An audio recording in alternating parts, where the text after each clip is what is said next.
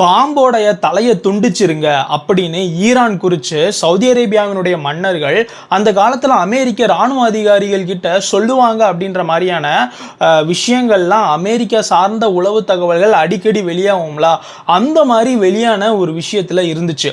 அது முக்கியமான ஒரு ஆங்கில வார்த்தை என்ன அப்படின்னா cut off the head of the snake அப்படின்னு.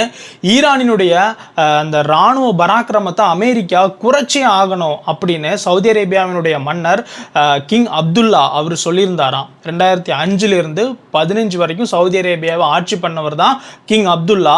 அந்த காலத்திலேயே ஈரான் அணு ஆயுதங்களை தயாரிக்காங்க அப்படின்ற மாதிரியான செய்திகள்லாம் வரும்போது அதை உடனடியாக அமெரிக்கா கட்டுப்படுத்தணும், அது சவுதி அரேபியாவுக்கு என்னைக்கா இருந்தாலும் ஆபத்து தான் அப்படின்னு அமெரிக்க இராணுவ அதிகாரிகள் கிட்ட வலியுறுத்தி இருக்காரு கிங் அப்துல்லா. இன்னைக்கு அவருடைய அதே விஷனை ஃபாலோ பண்ணிக்கிட்டு இருக்காரு சவுதி அரேபியாவினுடைய இளவரசர் முகமது பின் சல்மான். அப்படின்ற மாதிரியான நிறைய விஷயங்கள் அமெரிக்காவினுடைய பத்திரிகைகளில் செய்தியாக வெளிவந்துக்கிட்டு இருக்கு. இந்த ஈரான் என்னைக்கு வளைகுடா நாடுகளை தாக்க ஆரம்பிச்சாங்களோ அன்னையிலிருந்து தினம்தோறும் முகமது பின் சல்மான் அமெரிக்காவினுடைய அதிபர் டொனால்ட் ட்ரம்ப்புக்கு டெய்லி ஃபோன் பண்ணி ஈரான் குறித்து பேசுகிறாராம். ஈரானை இன்னும் கொஞ்சம் நல்லா அடிங்க அப்படின்ற மாதிரி, ஹிட் தம் ஹார்ட் அப்படின்ற ஒரு வார்த்தையை டொனால்ட் ட்ரம்ப் கிட்ட சவுதியினுடைய இளவரசர் MBS பயன்படுத்துகிறதா இந்த அமெரிக்க பத்திரிகைகள் செய்தியை வெளியிடுதாங்க.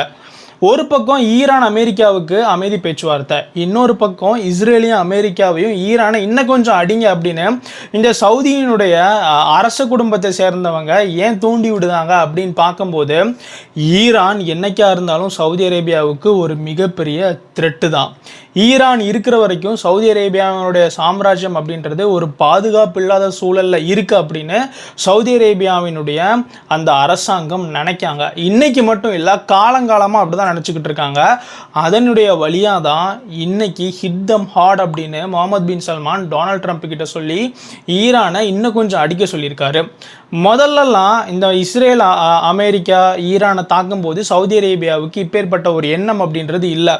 எப்போ அவங்களுக்கு ஈரான் அவங்களினுடைய ஒட்டுமொத்த இராணுவ பராக்கிரமத்தையும் இழக்கணும், அந்தளவுக்கு ஈரானில் இருக்கக்கூடிய எல்லா மிலிட்ரி இன்ஃப்ராஸ்ட்ரக்சரையும் அமெரிக்கா அடித்து காலி பண்ணணும் அப்படின்னு சவுதி அரேபியா நினச்சாங்க அப்படின்னா சவுதி அரேபியாவினுடைய தலைநகர் ரியாத்தை நோக்கி ஈரானினுடைய ஏவுகணைகள் வரும்போது இன்னைக்கு கூட ஈரானினுடைய பல ஏவுகணைகள் சவுதி அரேபியாவினுடைய தலைநகரத்தை நோக்கி வந்திருக்கு, ரியாத்தை நோக்கி.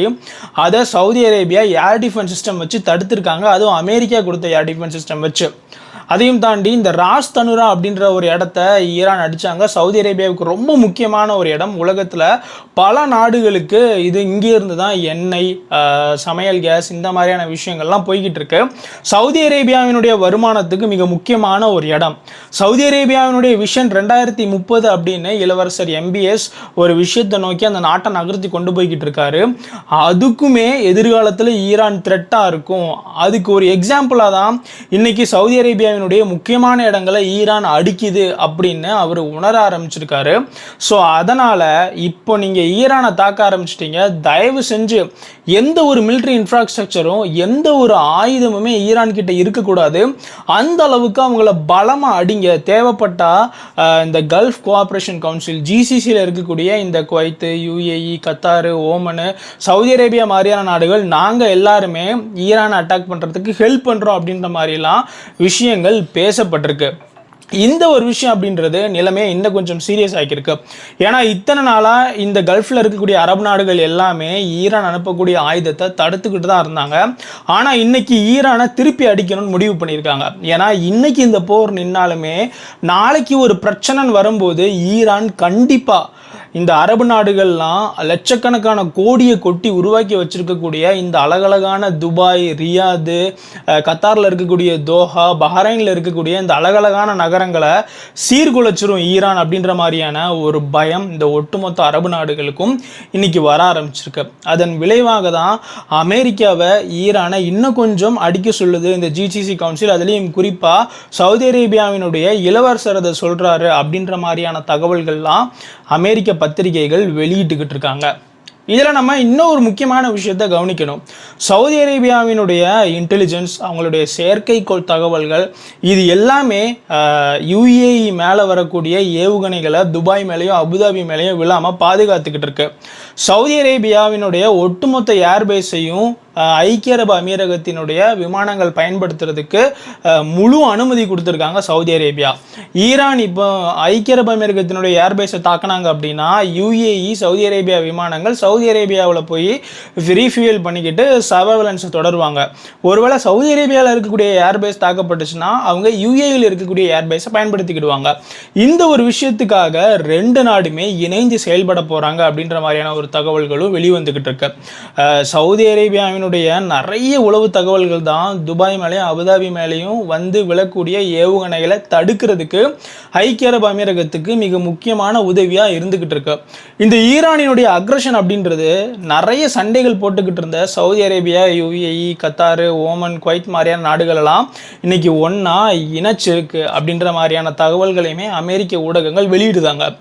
ஈரானுக்கு எதிராக இந்த அரபு நாடுகள் தொடர்ந்து இருக்கணும் அப்படின்றது தான் அமெரிக்காவினுடைய ஒரு மிக முக்கியமான ஸ்ட்ராட்டஜி. அது இன்னைக்கு தானாகவே நிறைவேறிக்கிட்டு இருக்கு. அந்த ஒரு ட்ராப்பில் ஈரான் போய் மாட்டுதாங்களோ அப்படின்ற மாதிரியான நிறைய கருத்துக்களுமே பேசப்பட்டுக்கிட்டு இருக்கு. ஈரான் கை ஓங்குது அப்படின்னு சொல்லப்படுது. ஆனால் அதே நேரத்தில் பிரிக்ஸு, சவுதி அரேபியா, ஈரான்லாம் உள்ளே வராங்க, இந்த நாடுகள்லாம் ஒன்றா சேர போகிறாங்க அப்படின்ற கனவை தகர்க்கக்கூடிய ஒரு விஷயமா ஈரானினுடைய இந்த அக்ரஷன் அப்படின்றது இன்னைக்கு மாறி இருக்கு.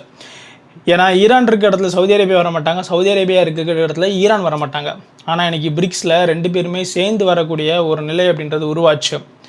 அந்தளவுக்கு அமெரிக்காவினுடைய ஏகாதிபத்தியத்துக்கு எதிராக நம்ம மூவ் பண்ணணும் அப்படின்னு நினச்சாங்க. ஆனால் இன்னைக்கு ஈரான் பண்ணக்கூடிய விஷயங்கள் ஒட்டுமொத்தமாக அரபு நாடுகளை அமெரிக்காவை நோக்கி தள்ளிட்டு போகுது. அமெரிக்காவை மட்டும் இல்லை, இஸ்ரேலையுமே சவுதி அரேபியாவினுடைய அரச குடும்பம் வலியுறுத்து தான் நீங்கள் ஈரானை அடிங்க அப்படின்ற மாதிரி. இதெல்லாம் கடந்து இன்னைக்கு ஒட்டுமொத்த ஜிசிசி, அதாவது அந்த அரபு நாடுகளினுடைய ஃபாரின் மினிஸ்டர்ஸ்லாம் ரியாதில் கூடி பேசியிருக்காங்க. இந்த மீட்டிங்க்கு பாகிஸ்தான், துருக்கி, ஜோர்டான் மாதிரியான நாடுகளில் இருக்கக்கூடிய வெளியுறவுத்துறை அமைச்சர்களையும் கூப்பிட்டுருக்காங்க. இதில் ஒரு ஜாயின்ட் ஸ்டேட்மெண்ட் வெளியிட்டிருக்காங்க. என்ன அப்படின்னா, ஈரானை நாங்கள் கடுமையாக கண்டிக்கும், ஈரான் இதை இப்போவே நிறுத்தணும், அப்படி இல்லைனா நாங்கள் ஈரானுக்கு எதிராக இந்த அமெரிக்க படைகளோடு சேர்ந்து போரிடவும் தயங்க மாட்டோம் அப்படின்ற மாதிரியான ஒரு கான்டெக்ஸ்டில் இந்த ஜாயின்ட் ஸ்டேட்மெண்ட்டை அவங்க வெளியிட்டிருக்காங்க.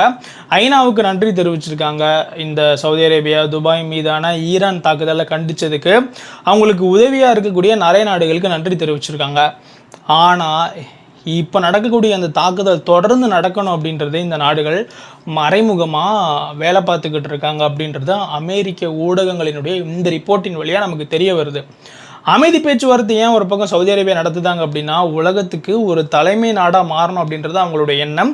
இல்லை உலகத்தில் இருக்கக்கூடிய ஒரு ரீஜனுக்கு, அதான் எங்கே போர் வந்தாலும் அமைதி பேச்சுவார்த்தை நடத்துகிறேன் அப்படின்னு ரியாத்தில் அதை பண்ணிக்கிட்டு இருக்காங்க. அது ஒரு கண்துடைப்பாக இருக்குமோ அப்படின்ற மாதிரியான சந்தேகத்திலையும் இப்போ அதை ஈரான் பார்க்க ஆரம்பிச்சிருக்காங்க. இந்த முழு விஷயங்கள் சம்மந்தமாக நம்ம இன்றைக்கி ஒரு தொகுப்பை பார்த்தோம். இது சம்மந்தமான உங்கள் கருத்துக்களை கமெண்ட்டில் சொல்லுங்கள். மோகோ தமிழ் சேனலை சப்ஸ்கிரைப் பண்ணாமல் பார்க்குறவங்க சப்ஸ்கிரைப் பண்ணிக்கிடுங்க.